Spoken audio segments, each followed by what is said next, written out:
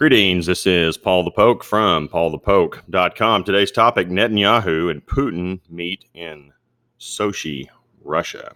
We are September 13, Friday the 13th. This happened yesterday, the 12th, in Sochi, Russia. Israeli Prime Minister Benjamin Netanyahu met with Russian President Vladimir Putin. And a couple things leading up to this. Prime Minister and Defense Minister Benjamin Netanyahu made the following quote. This is a very important trip. At this time, we are operating on several fronts, 360 degrees, to ensure the security of Israel in the face of the attempts of Iran and its proxies to attack us, and we are working against them. Now, you can click on this video here. It's in Hebrew, but the English is translated here as well. It's about a minute and a half or so. So, if you find some of his comments interesting, you may want to click on that, take a look at it. Now, the context of this meeting also is that this took place as Russia condemned Netanyahu's annexation plans if elections go his way next week. They want no part of Israel taking over, the West Bank of the Jordan River and putting those settlements under Israeli sovereignty. They're not big fans of that, and so they're in protest. And then at a joint press conference, we had some comments by both Netanyahu and Putin. First, I'm going to go with Netanyahu's comments. Our tightening relations, in reference to Russia and Israel, are the result of our mutual policy as well as the personal bond we share. This bond has prevented unnecessary and dangerous friction between our armies. This is a fundamental component of the regional stability. Security coordination is always important, but it's especially important now in light of the past month's sharp spike in the number and the scope of Iran's attempts to harm Israel from Syrian territory and transfer precision missiles to Syria. We won't tolerate this threat and therefore must avoid any friction between us.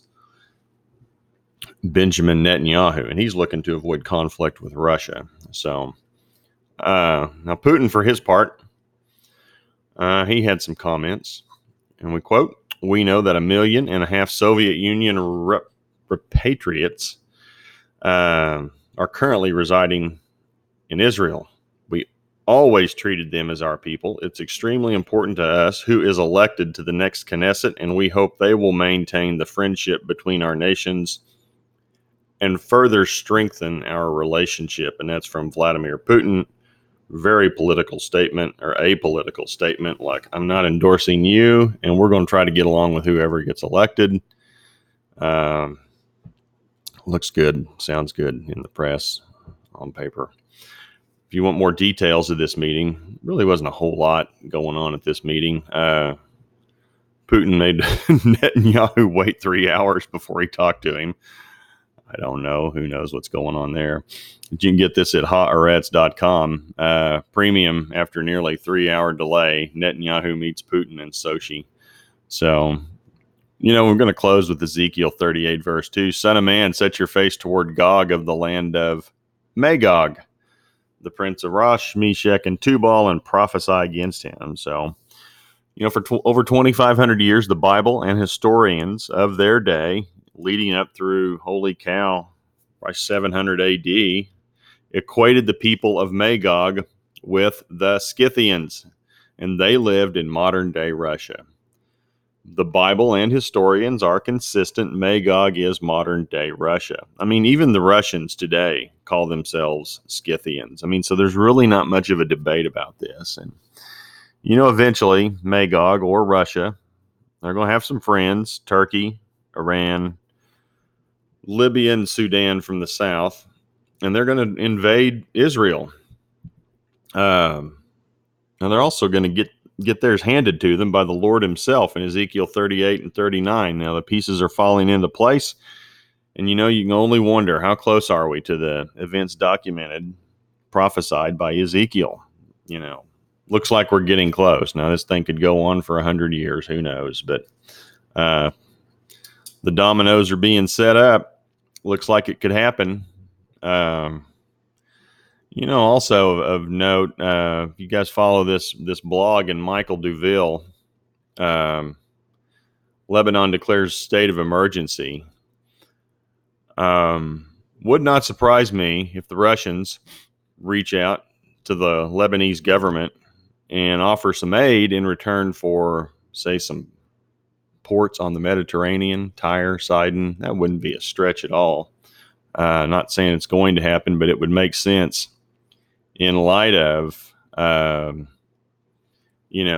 economic situation in Lebanon and Ezekiel 38:39, comments by Joel and Joel 3. That's not much of a stretch. We'll see if it happens. So at any rate, appreciate you guys following along. If you are interested, you type your email address over here in the far right column. You receive notification every time we put something out. Try to put something out, give or take give or take a few posts every week. And you can follow these things along. This is going to be posted under the category of Ezekiel 38:39. Click on that bar. You have articles going back, 5 years now, at least. Some of these categories up to 10 years. Different bits and pieces. So appreciate you guys following along. Hope you enjoy the blog and have a great day. Talk to you later. Bye.